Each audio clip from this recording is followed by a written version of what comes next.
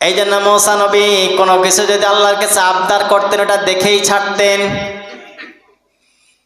একদিন তো মেম্বারে বসে খুতবা দিচ্ছিলেন, বয়ান দিচ্ছিলেন।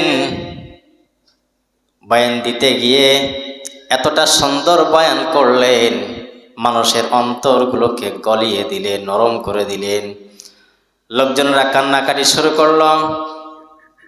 বয়ান শেষে যখন সবাই বাড়ি বাড়ি চলে যাচ্ছিল, একজন আল্লাহর বান্দা জিজ্ঞেস করলেন, মুসা নবী, আল্লাহর পয়গম্বর, আপনি বলেন তো দেখি এই জমিনে সবচাইতে বড় জ্ঞানী কে? হযরত মুসা আলাইহিস সালাম বললেন, আমি। আল্লাহ তাআলা এই কথাটা পছন্দ করলেন না, কারণ মুসা আলাইহিস সালাম তো বলতে পারতেন সবচাইতে বড় জ্ঞানী কে এটা জানেন কে? তিনি একদিক দিয়ে ঠিক বলেছিলেন, কারণ তিনি নবী, কারণ ওহির জ্ঞান যার কাছে আসে তিনি সবচাইতে জমিনের উপরে মহাজ্ঞানী, ঠিক কি না?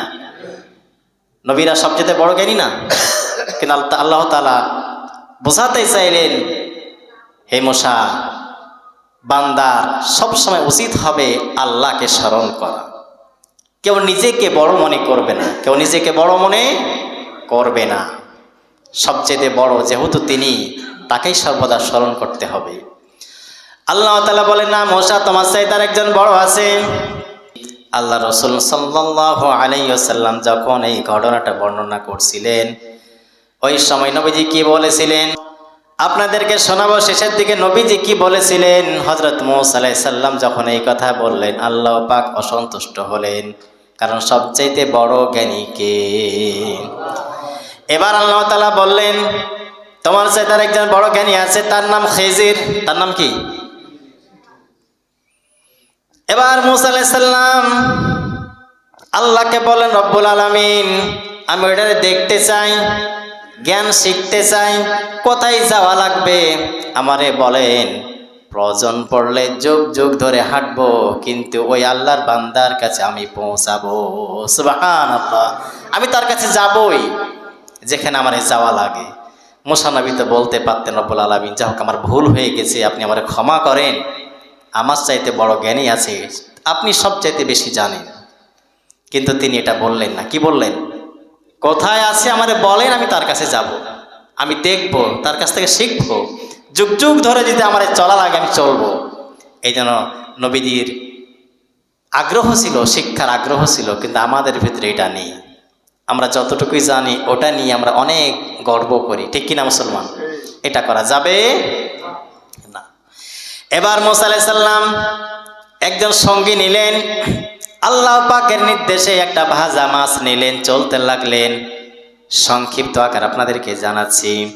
হযরত মুসা আলাইহিস সালাম কিছু দূর যাওয়ার পরে ক্লান্ত হলেন, সেখানে ঘুমিয়ে পড়লেন।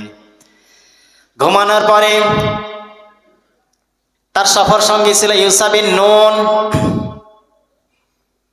ইউসা বিন নুন তার সফর সঙ্গী, তিনি দেখলেন মাছটা, ভাজা মাছটা লাফ দিয়ে সমুদ্রের মাঝে চলতে লাগলেন। কোন জায়গাতে? যেখানে দুই সমুদ্র মিলনস্থল আছে, একটা লোলা পানি আর একটা পরিষ্কার পানি। এমন এক জায়গাতে একজন আল্লাহর বান্দা থাকেন, তার নাম খিজির আলাইহিস সালাম। হযরত মুসা আলাইহিস সালাম ঘুম থেকে উঠলেন, চলতেই থাকলেন, চলতেই থাকলেন। কিছু দূর যাওয়ার পর মনে পড়লো ক্ষুধা লেগেছে, খাওয়া লাগবে, নাস্তা কই? ওই যে ভাজা মাছ আছে। কি মাছ আছে? ভাজা মাছ আছে। সফর সঙ্গীকে বলেন, মাছ দাও। ইউসা বিন নুন সফর সঙ্গী ডাক দিয়ে বলে, নবী, মাছ তো আগেই ছুটে চলেছে, ঘুম পাড়ছিলেন, কিন্তু শয়তান আমাকে ভুলিয়ে দিয়েছে, এই জন্যে আপনাকে বলা হয়নি। ওখানে ফিরে চলেন।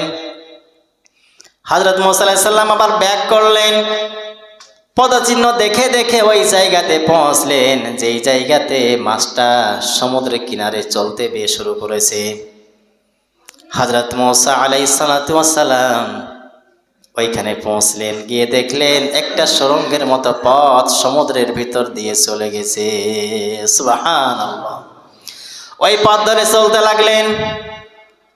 কিছুদিন যাওয়ার পর দেখলেন একজন আল্লাহ তাআলার বান্দা জিকির করতেছে, তাসবিহ পড়তেছে, আল্লাহকে স্মরণ করতেছে।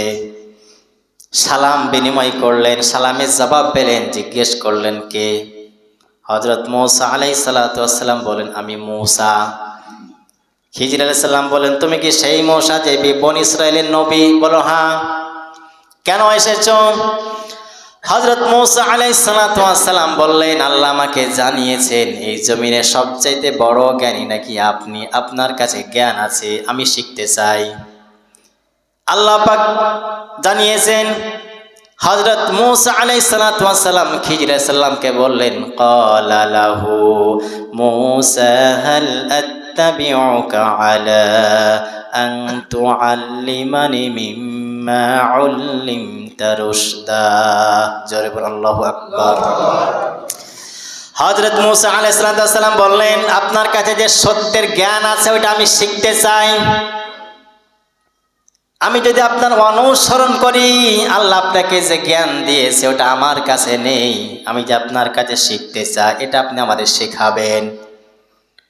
এবার খিজির আলাইহিস সালাতু ওয়াস সালাম বললেন ক্বালা ইন্নাকা লান তাসতাতিআ মাইয়া সাবরা। হযরত খিজির আলাইহিস সালাম বললেন না, থাকতে পারবেন না, আপনার তো সে ধৈর্য নেই।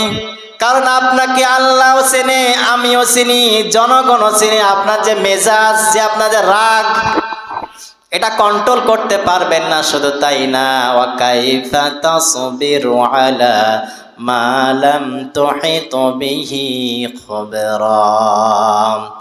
শুধু তাই না, যে জ্ঞানটা আল্লাহ আপনাকে দেয়নি এমন একটা যদি কোনো কিছু দেখেন, আপনি তো ধৈর্য ধারণ করতে পারবেন না, সহ্য করতে পারবেন না।